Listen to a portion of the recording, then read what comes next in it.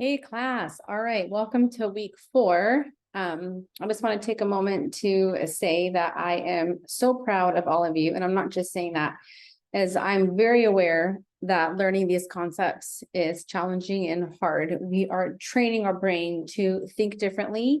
There is a large part of what we do, which is in analyzing, and it's the answers aren't black and white and they're not clear. And so for us to think clinically does require a new skill that some of us may have developed because of our other careers, but this skill is new to a lot of us. And so I just want to validate that this is hard, but you are all on the right track and you are all doing really a good job. I also want to preface and say, for the videos, it is unrealistic for you to expect to get the interventions right the first time. We are learning the skill, learning the interventions. And how we develop these interventions is by trying it out and then having a coach or someone coming alongside you just to kind of help tweak it, maybe show you what to do instead. And with that, though, comes a risk of putting yourself out there, of being vulnerable, which is something that is hard to do, especially when we all have a fear of rejection. And if there's any perfectionists in here that want to get it right. But being able to be vulnerable is something that we are going to ask our clients to do in session. And so it's a great skill for us to learn, is to put yourself out there. And to know that the feedback I give you is not a reflection of how you're going to be as a therapist. It's just a way to really sharpen those therapeutic skills.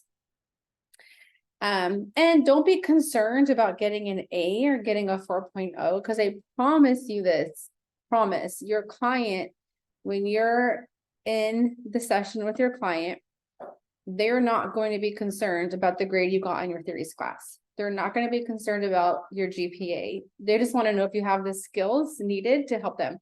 So I really want you all to focus on learning the skills, really being able to apply what you're learning versus getting a good grade. With that being said, I know grades are important. And if you're anything like me, I really wanted that 4.0.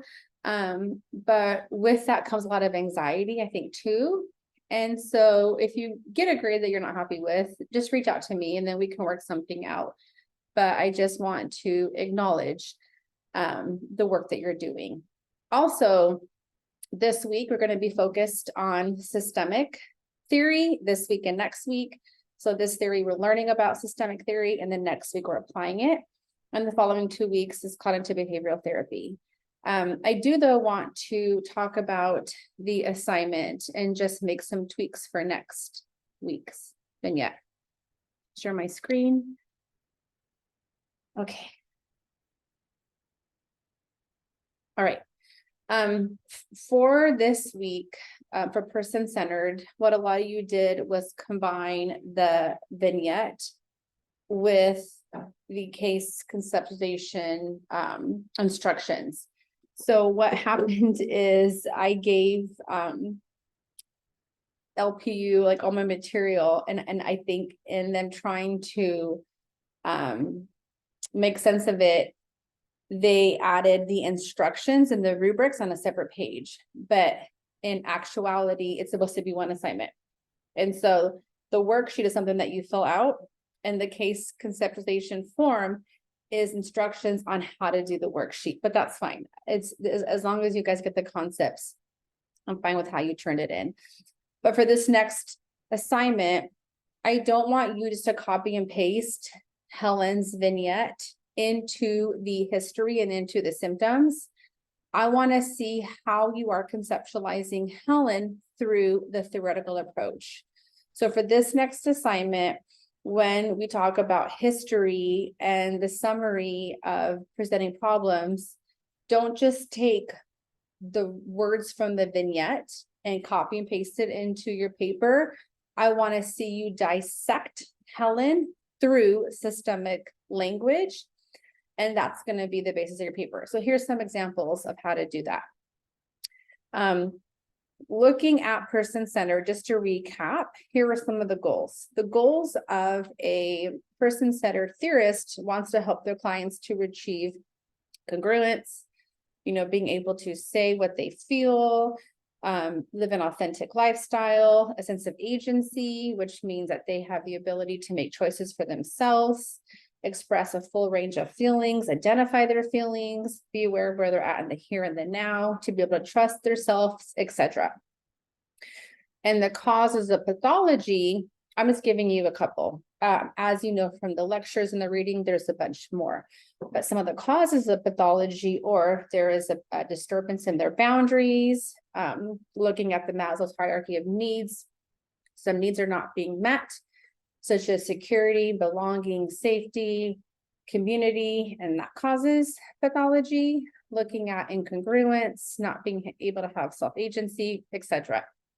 So this is kind of what I want you to plug in to Helen's case regarding the theories. So here's some examples of how to do it, because the truth is, theories are just a framework that we see the client through this lens. But there isn't like one specific behavior that is linked with only one psychological construct. You get what I'm saying? Like there could be multiple reasons why, various options of why Helen is struggling. So don't be concerned about trying to pinpoint the exact behavior to the exact concept. There is a lot of freedom for you to be creative, just to put a bunch of ideas out there. And as long as I see you using the theoretical language, you're going to be fine. Because therapy isn't like step 1, step 2, step 3, step 4. It's very fluid and gray, which if you are like rigid in your thinking and a perfectionist, you might struggle with being in the gray. So here is some examples from your classmates of how they presented Helen through a person-centered humanistic construct that would be appropriate for your next paper. So option 1. Here what they did is they just listed the construct. So agency and responsibility.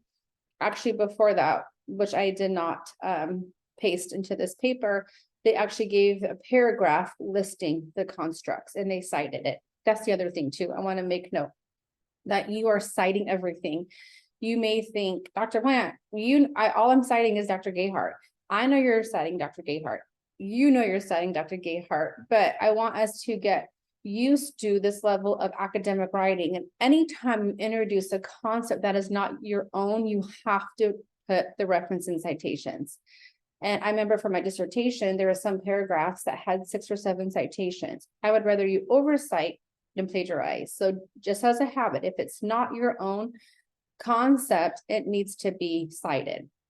And so once again, for this person, they listed all the concepts here and cited and then broke them down.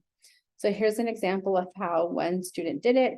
They listed the agency and responsibility concept from person-centered. And then what they did is they actually plugged Helen's symptoms, what they saw in. So here they say, the client is not able to find her own identity among her family pressure and expectations of her. She sees herself as a victim in a situation. Which means she doesn't have a sense of agency. The expectations she places on herself contribute to her experience with anxiety, tagged along with depression. Her fear of disappointing her family causes her distress, and she has not recognized any personal responsibility. They have all been external factors in the internal interview as she placed all blame on external factors. Perfect. Now, the truth is, guys, we really don't know if this is true of Helen because she's not our actual client and we can't ask her. I'm just wanting to increase that muscle where you're learning to conceptualize. So we are going to make a bunch of assumptions about Helen. We are going to probably put something up that's not true of her. But do you get what I'm saying? I just want you to practice conceptualizing her through this lens. And it's going to be a bunch of hypotheses and assumptions we're making. Okay, what another student did here was talk about the concept of barriers. Talk about the concept of the shoulds. So how they worded it was, one of the barriers to clients experiencing an authentic self was their inability to question the shoulds that have been placed on them by either social or external obligations. And then they cited it. And then they talked about the actual behaviors. In Helen's case, shoulds come from her father's beliefs.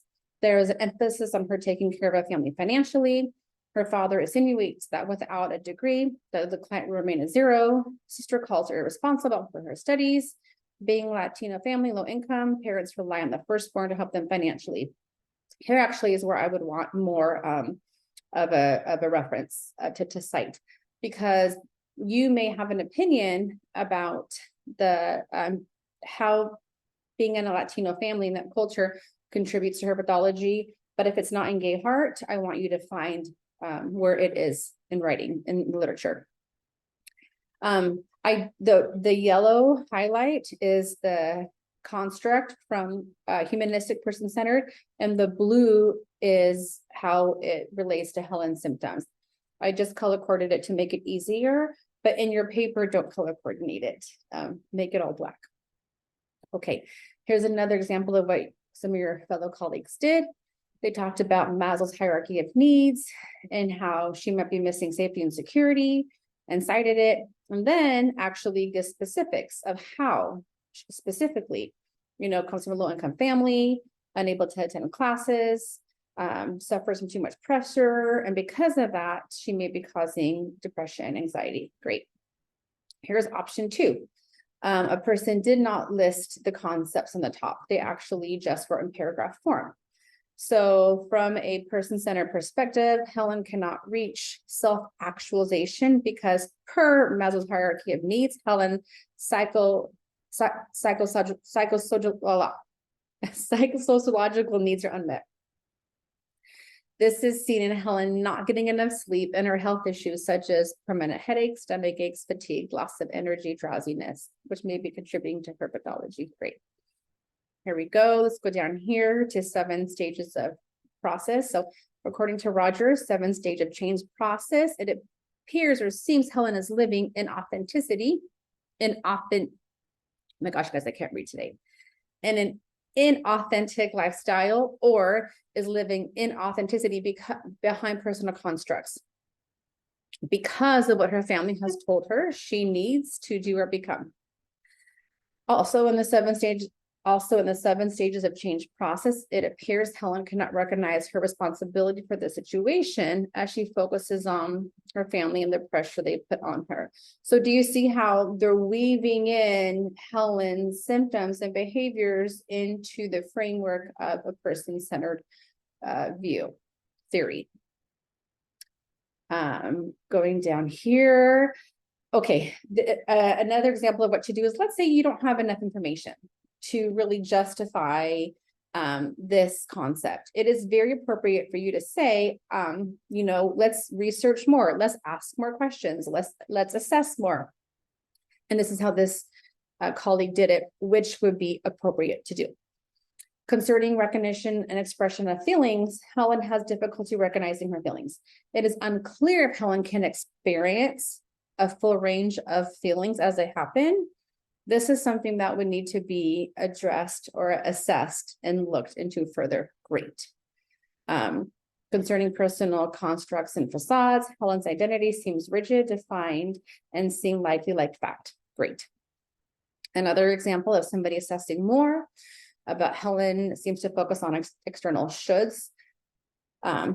Example, she feels like she ought to finish school because of the pressure her family has put on her. At this time, it's unclear if Helen can accept others as they are, and so we should assess more. Helen has difficulty trusting herself in more context. Perfect. Okay, here we are, another example. As seen in the Gestalt contact boundary disturbances, Helen's relationships with people, especially her family, can be categorized as introjection. So here we're taking a psychological concepts such as boundary disturbances and an introjection, and then specifically plugging it into Helen's symptoms. So where she's taking the perception and opinions as truth, internalizing those words, leading to deeper distress in her life. Okay, I hope that this is making sense and clicking for some of you of how to do your next case conceptualization / vignette paper. The other thing that's important to realize is when you're in this level of academia, it's really important that you don't put your opinions, especially regarding the culture piece. Now, some of you may come from a Hispanic background or have family members that are Hispanic or best friends that are Hispanic. And you might be right on your hypothesis and your assessment of the culture influences, but in this level, you need to be able to back it by research and literature. And so don't just say, you know, being a Hispanic myself, I understand, because the truth is you don't understand Helen's perspective, but we have an idea of how the culture influences may impact her symptoms. And so just find literature to back it up. So here's an example of what a student did. She said, or he, in the Hispanic culture, family is significant and often a source of identity. Often decisions are based on helping or pleasing the family. And there is a moral value of helping family members financially when necessary. Hispanic culture values academic and professional achievements. Hierarchy is also significant. So this student did a really good job plugging in other resources to back up their hypothesis that the culture dynamics that Helen is from is actually impacting her situation. Great. Okay, let's see. Okay, so talking about now treatment goals. What I don't want you to do is just list the goals or list the interventions. I really want you to plug in Helen's behaviors and symptoms and show me why this goal would help her, how this intervention is specifically going to help her. Here's an example of how to do that. There's multiple ways to do this, guys. There is some flexibility as long as the concepts are there, as long as you're meeting all the requirements and it's APA format. Here is how somebody else did it. They said, per Gestalt's contact boundary disturbances, Helen is struggling with egotism. And it gives the reason, like how specific. She's worried about her performance due to the pressure and criticism she will receive. And then a goal. The goal is to help her not allow outside influences such as criticism, pressure, and people pleasing to influence herself, which contributes to her pathology. The goal is to increase boundaries with her family. So do you see how this student actually was very clear with the therapy goal and how it aligns to the concept and how it aligns to Helen?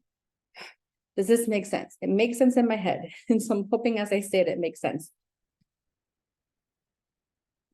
Here's another example of what a student did. Here in the yellow is the psychological construct.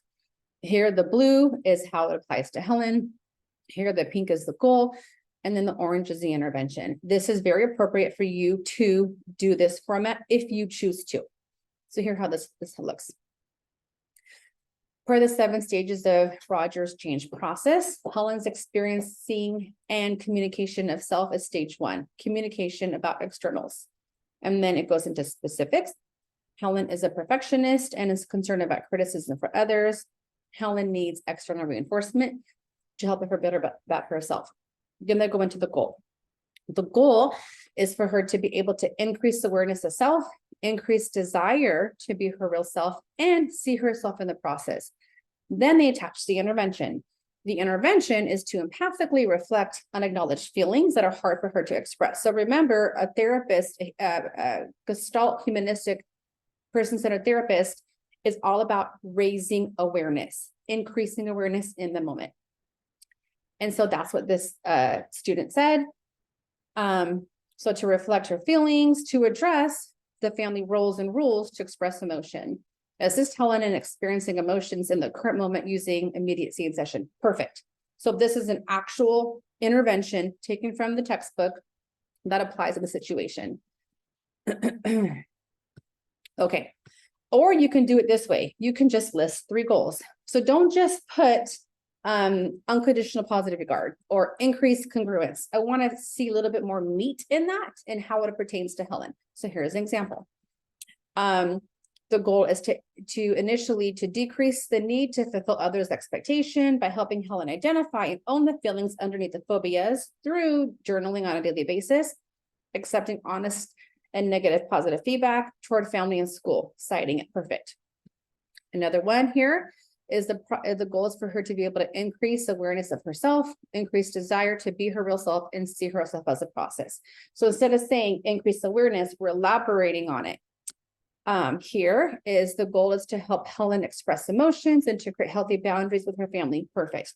So instead of saying the goal is to recognize the boundary disturbances, we're expanding on that and talking about how it applies. So you could do it this way. You could list the goals and then you can list the intervention separate.